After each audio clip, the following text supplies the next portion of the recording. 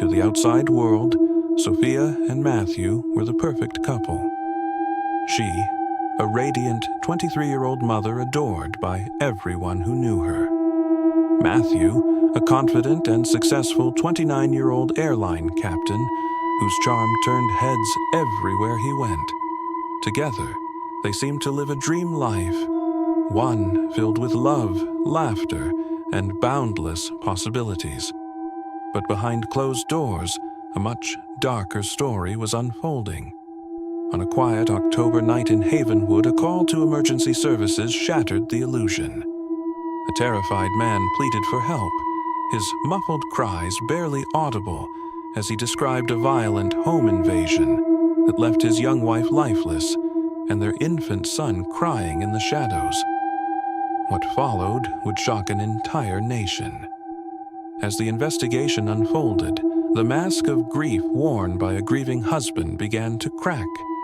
In its place emerged a story so disturbing, so meticulously hidden, that even seasoned detectives struggled to comprehend it. This was no ordinary tragedy. It was a tale of control, betrayal, and unspeakable violence that would leave everyone questioning how far someone could go to preserve a lie. Stay with us as we unravel the horrifying truth behind the case of Sophia and Mathew, a story that gripped the headlines and exposed the darkness hiding in plain sight. And as you listen, ask yourself, how well do you really know the people closest to you? She was a dreamer, a young girl raised in the serenity of a small coastal town where the waves whispered promises of a brighter future. Her days were spent chasing sunlight, her nights filled with quiet ambitions of a life that extended far beyond the shores she called home. Mathew was everything she never thought she'd find. Handsome, confident, and impossibly charming, he entered her world like a shooting star. A seasoned pilot with a magnetic presence, he made her feel special in a way no one else ever had. At just 18, she found herself drawn to him, captivated by the stories of distant cities and skies he had conquered. Their connection was swift and overwhelming. To the outside world, they were perfect, a picture of youthful romance and endless possibilities. Eloping shortly after her 20th birthday, they settled into a suburban neighborhood that seemed lifted straight from a postcard. Together, they appeared invincible, their love story one to be envied. But perfection often hides what's broken. As the months turned into years, subtle changes began to take root. His protective nature transformed into something more suffocating. Decisions she once made freely were now guided by his hand. The smiles she wore in public masked the growing unease she felt in private. Her laughter grew quieter. Her dreams began to feel further away.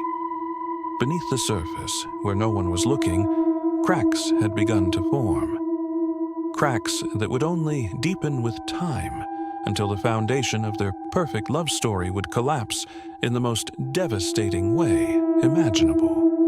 On a quiet October night in 2022, the darkness around Havenwood seemed ordinary. The stillness of the suburban streets, the soft hum of distant crickets, and the occasional bark of a neighborhood dog gave no indication of the horror that would soon unfold. At 3:47 a.m., an emergency call shattered the silence. A man, barely audible, was on the other end, his voice panicked and broken, as he stammered out words that would set an entire investigation in motion. Masked intruders, a violent home invasion. His wife was dead. The caller was Mathew, a respected airline captain, and the address he gave was his own. When first responders arrived at the scene, they found a house that bore the unmistakable marks of chaos. Drawers were overturned, furniture lay in disarray, and shards of glass glittered across the floor. The security camera in the living room had been torn from the wall, its memory card missing. Upstairs, the tragedy became clear. In the master bedroom, they found Mathew on the floor, his wrists tied, his mouth covered with duct tape. His face was pale and streaked with tears, his body trembling as he gestured weakly toward the bed. There, lying motionless, was Sophia. Her once vibrant presence had been reduced to a lifeless form, her body bruised and pale, a pillow discarded near her head. Beside her, their 1-year-old son Ethan sat crying and clapping his small hands, as if urging his mother to wake up.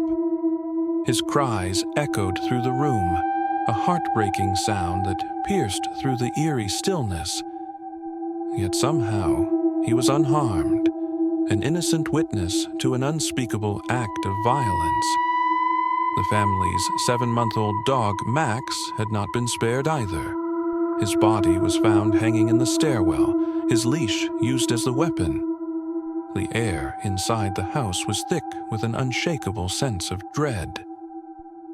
Mathew, barely able to speak, pointed toward the window as officers worked to free him.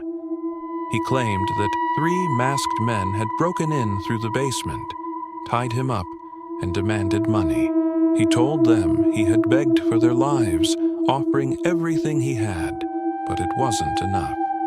They took Sophia's life, he said, and left him for dead. The story was horrifying, and yet, as the police began piecing together the details, something about it felt off. The devastation of the scene was undeniable, but the evidence didn't align with the narrative Mathew had provided. There were questions lurking in every corner of that house, questions that would soon lead investigators to uncover a truth far more disturbing than anyone could have imagined. The cracks in Mathew's story began to form almost immediately. What initially seemed like a terrifying account of a home invasion quickly unraveled under closer scrutiny, exposing a web of inconsistencies that couldn't be ignored. The first clue was the absence of forced entry. The basement window Mathew claimed the intruders had used was far too small for a grown man to climb through. It sat undisturbed, with no evidence of tampering or damage. The door locks, too, were intact, showing no signs of being picked or forced. It begged the question, how had these masked intruders entered the house so effortlessly? Then there was the security footage, or the lack of it. The camera in the living room had been torn from its mount, its memory card removed. But when investigators examined the system's logs, they discovered that the card hadn't been taken during the alleged robbery. It had been removed hours earlier, before the supposed intruders even arrived. This detail cast a shadow of doubt over Mathew's version of events, and the timeline he provided started to crumble. Sophia's smartwatch offered yet another piece of the puzzle. The device, which tracked her heart rate, told a chilling story. Data showed that her heart rate spiked at 3:58 a.m., a clear sign of severe stress. By 4:11 a.m., her heart had stopped entirely. This was long before the time Mathew had reported the break-in, suggesting the crime had occurred under entirely different circumstances than he described. The neighbors' accounts only deepened the mystery. Several reported hearing raised voices from the Matthews home that night, voices that sounded like a heated argument. There was no mention of screams, no sounds of a struggle that would have suggested a violent break-in. Instead, the argument they described aligned with a far more personal and domestic conflict. As the inconsistencies mounted, forensic evidence began to tip the scales. Data from Mathew's own fitness tracker revealed movements during the time he claimed to be tied up and incapacitated. It showed him pacing the house, climbing stairs, and moving from room to room, hardly the actions of a man bound and left for dead by intruders. Piece by piece, the truth was coming into focus, and it was nothing like the story Mathew had told. Each discovery raised new questions, What really happened in that house? What was Mathew hiding? And how far would he go to protect his secrets?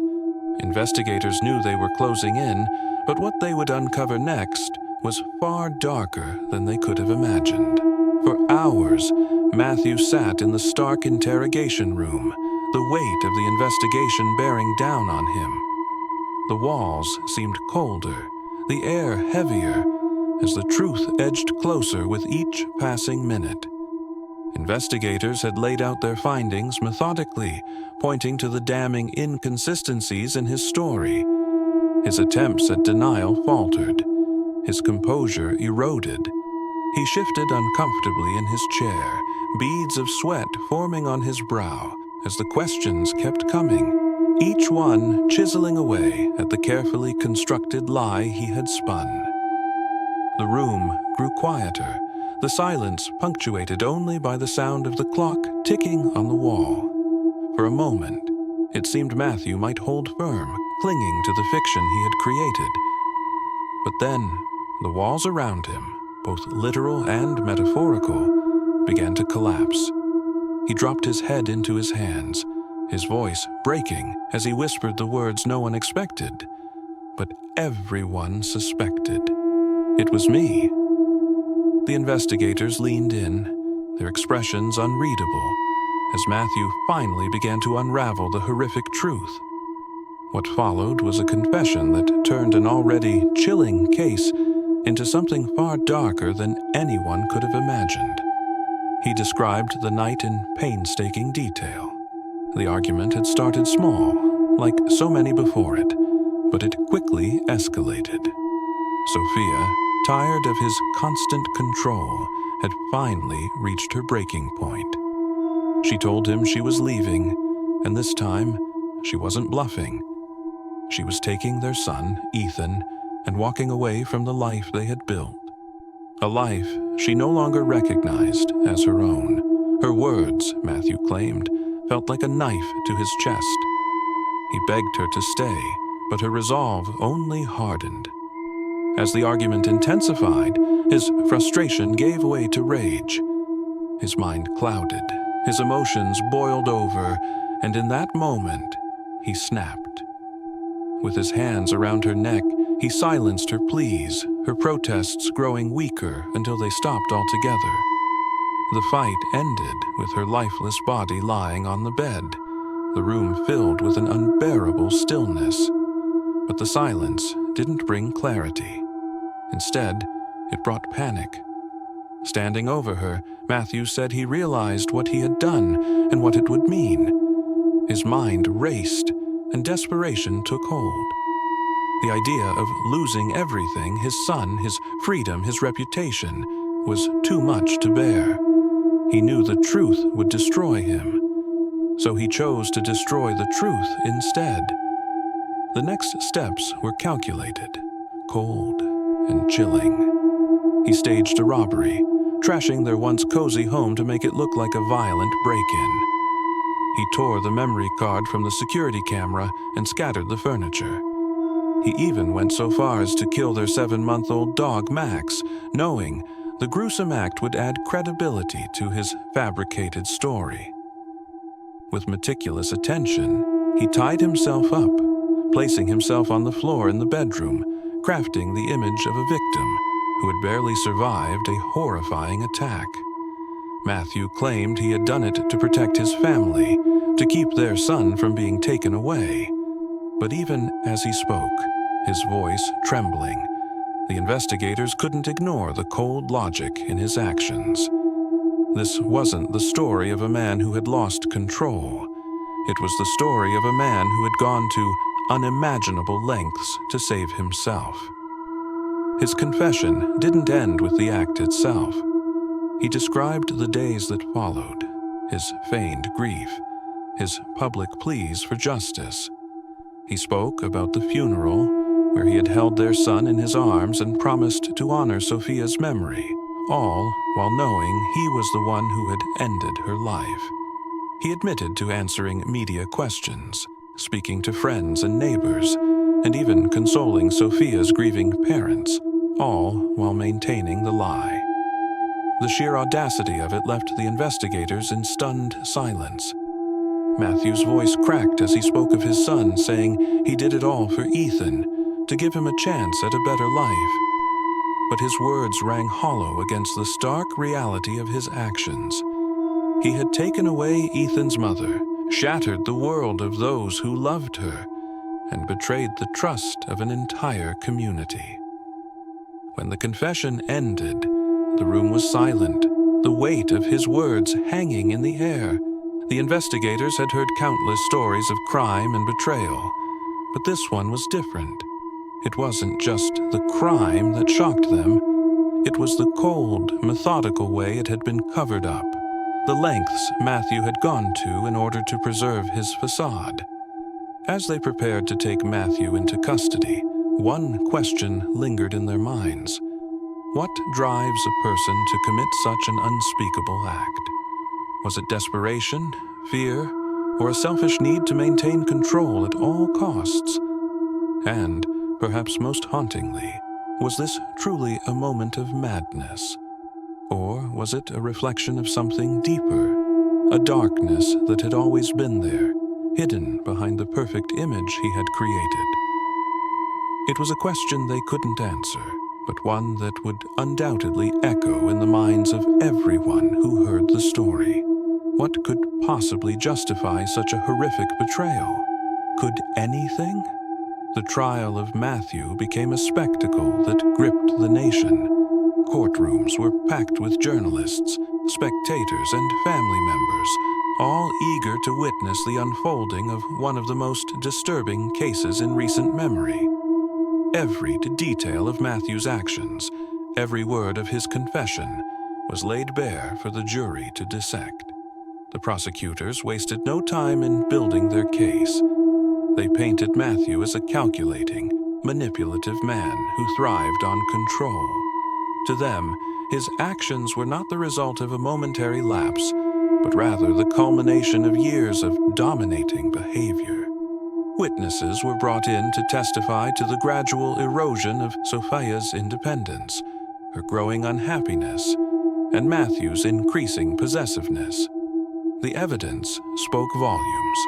The staged crime scene, the premeditated removal of the security footage, and the chilling murder of their dog.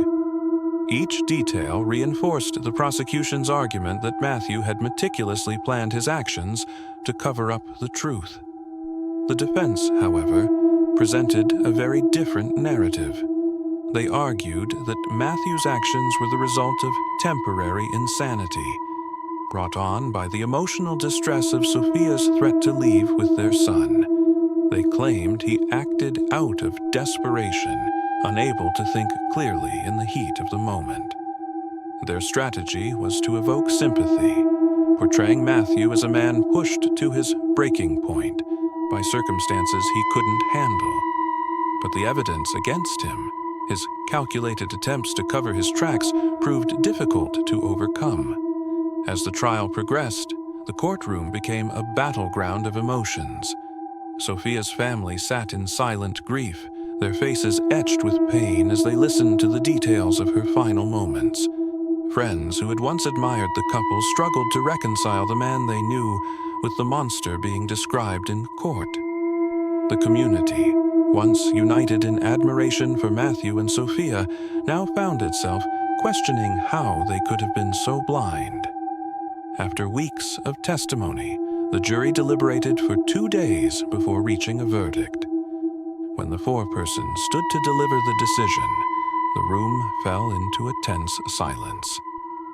Matthew was found guilty on all charges, including first-degree murder and obstruction of justice. The judge sentenced him to life in prison without the possibility of parole, ensuring he would never walk free again. The aftermath of the trial left deep scars.